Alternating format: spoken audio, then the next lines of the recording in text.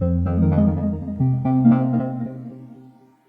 in this video, we'll just take a closer look at the new line from Garmin. So we have the Epix Gen2 Pro 51mm over here. This is the Sapphire version. And we do also have the Garmin Fenix 7X Pro, also the Sapphire version. I'll just get into my experience using the Epix with the OLED screen, coming from, of course, the transflective memory in pixel type displays with previous Garmin watches, which I really like, and also maybe talk about which of these two you should consider if you're shopping for a new Garmin watch. Should you go for the OLED screen, or should you go for the memory in pixel display, which also this time around has actually been improved. Especially the backlighting is vastly improved compared to previous versions, so it actually makes it more usable in lower lighting conditions. But anyways, I have been using my Garmin Epix Gen2 Pro for around a month now, been wearing it 24/7, and it's actually replacing my Garmin Fenix 7X non-pro, but also Sapphire Solar. And so far I have been very pleased. I did also have the original Epix Gen2, so the first generation, 47mm, and that watch just gave me some battery anxiety. But this time around with the Pro model, 51mm, give me around the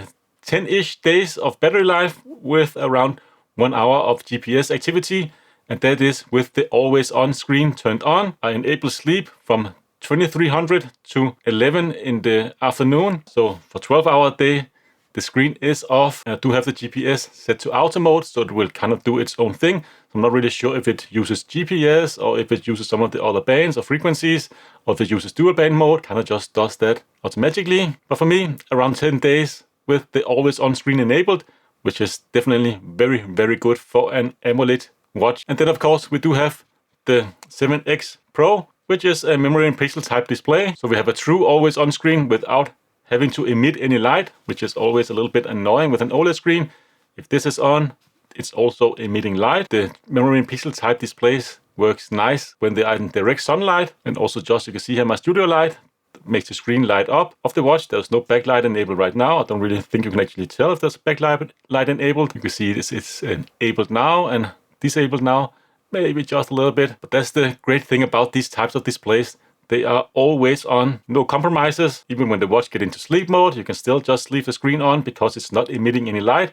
So it won't cause any issues if you try to fall asleep. And also when you're in a movie theater or in darker environments, it can be a little bit annoying that the screen is actually emitting light. And on the OLED screen, it actually goes into kind of a sleep mode after a few seconds. So you kind of have to tap it if you want to watch it at full brightness. So it can be a little hard actually to see the screen in some situations. For instance, where there's a lot of sunlight, and if you're also wearing sunglasses, even when the screen activated, sometimes have a little issue actually telling the time. Versus on the Fenix series of watches with the transflective display, I can pretty much tell the time in almost all circumstances. Only really when it's very dark, I have to enable the backlighting. But that's also the reason why I actually have both of these watches. I have been debating with myself whether I should actually keep my 7X Pro, because that was the last one I got. I sold my 7X to actually get this one, Pro model, just because I wanted the same hardware features, the new hardware sensor, faster charging, and also the improved flashlight.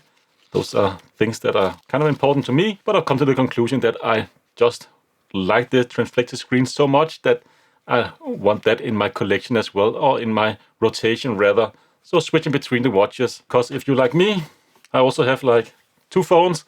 I have a big phone, the Samsung Galaxy S23 Ultra, and I have the regular S23, just so I can switch between carrying a big phone, because I like big phones, but they can also be too big some scenarios, and then just for a period of time carry a smaller phone until I get tired of a smaller phone. Then I can just switch back and forward. So that works best for me because I get tired of either one or the other. And for instance, also I have a tablet computer for all my tabling need, and I also have a pocketbook with an e-ink screen that I use to read. Occasionally, I don't really read that much anymore. So to have multiple devices that serve each of their individual needs. For instance, I live in Scandinavia, don't really have the longest summer here, and the winter time it gets very dark. For most of the year, the OLED screen will actually be preferable because we don't have that much sun, and the sun will go down like at 3 in the afternoon, for instance. Nice that the screen is emitting light, and this will be much more viewable in most circumstances. And under the same circumstances in the wintertime, the transflected screen will be harder to actually read, and I will have to rely on the backlighting more frequently. So for most of the year, actually, the OLED screen will be preferable in most scenarios. Then of course, if the sun is out, the transflected screen is just so much nicer and I think works just fine enough for all the stuff you want to do on your watch, like mapping and graphs, and of course look at all of the widgets and so on.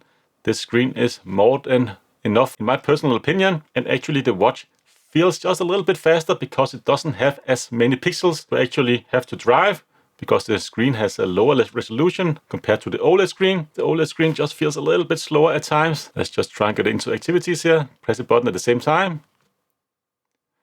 Pretty much as fast. Let's just go into the running activity. You can see it's just a little bit faster on the 7X Pro. Let's just try and get into the walking here. Button at the same time.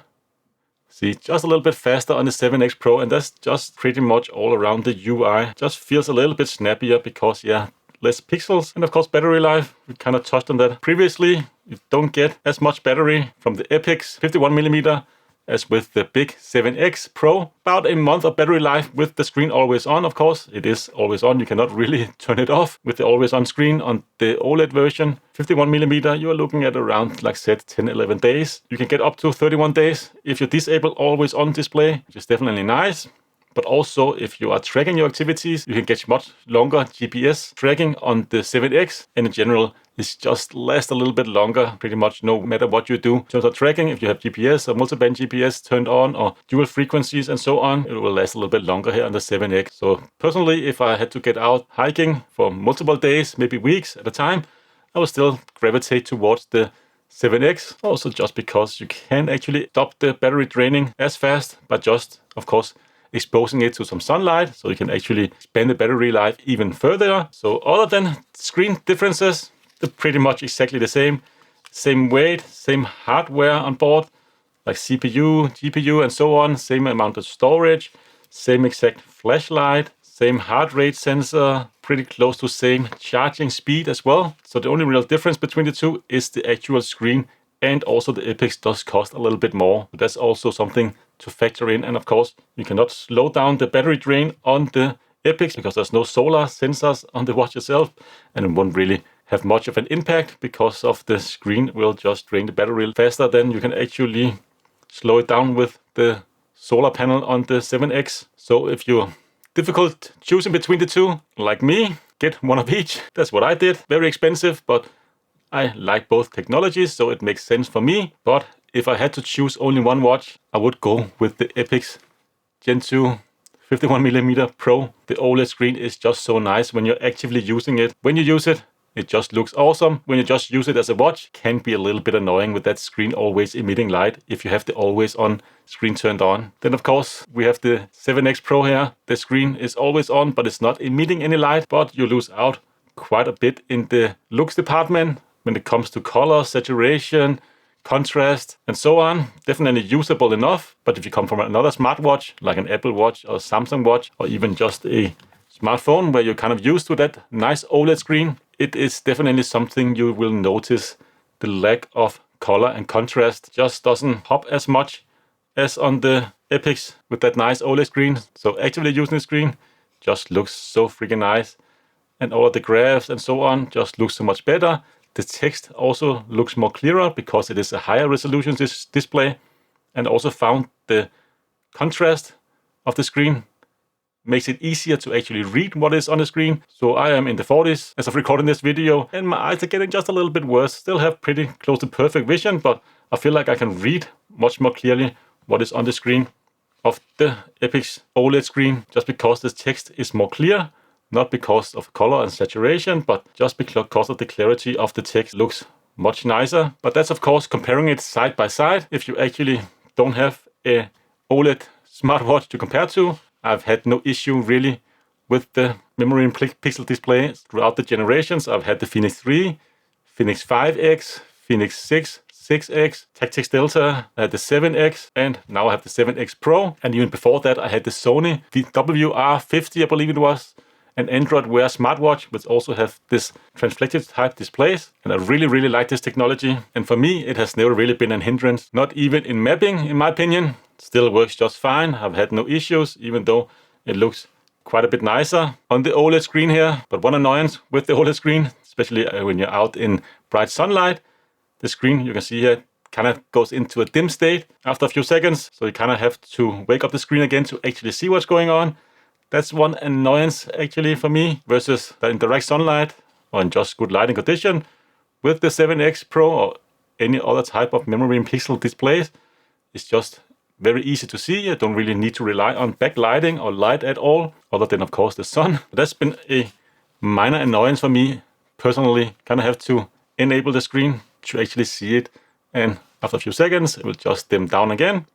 Versus the memory in pixel type display here, it's much easier to see and it doesn't really dim down, other than of course if you use the backlighting, which in this generation just works so much nicer than previous generation. And the other stuff also is just glancing at the watch. I feel like the transfective type display is much easier to read when you just glance at the watch. For instance, when I am in my car, of course wearing the transfective display and the sun is coming in through the window, much easier to see the screen on the transfective display. On the OLED display, I have very hard time actually telling the time, and that is unless I am actually waking the screen, and especially with sunglasses, doesn't make it easier to actually read the screen. So for glanceability, the 7X definitely wins over the Epix Gen 2, and in terms of the screen is always on, truly always on, is also a big win for the 7X memory in pixel display over the OLED screen. Kind of have to constantly dim down, unless of course you are reliant of the backlight of the 7 series or the memory in pixel type displays. After a few seconds it will of course dim down as well. But as I said, for me there's no clear winner, but if I had to pick one,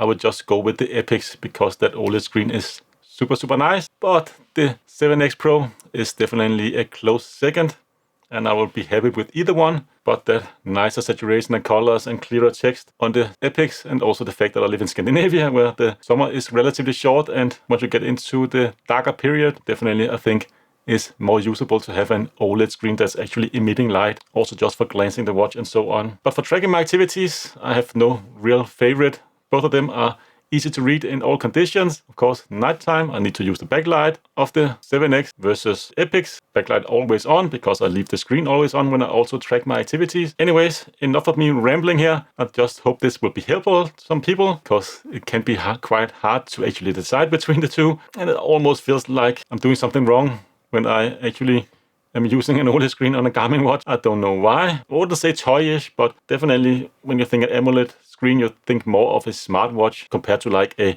proper sports or activity watch. So really, I think nowadays the only thing you really need to consider is if the extra battery life of the 7X is worth it to you. Else it's just a matter of screen technology, and I think you'll be happy with either one. But if you are considering, should I get the OLED screen or should I get the transflective screen, I'll probably steer you towards the OLED screen. It is very nice. But if you know transflective screens and you know this is what you want, then definitely go for it. This is the best generation transflective screens, and the new backlighting I think is just so much better compared to previous generations. So it's actually usable also in daylight now. If you're in the shades and so on, much more usable with the newer generations here. But that's pretty much all I have for this video. I hope to see you again in a future one. Until then, take care.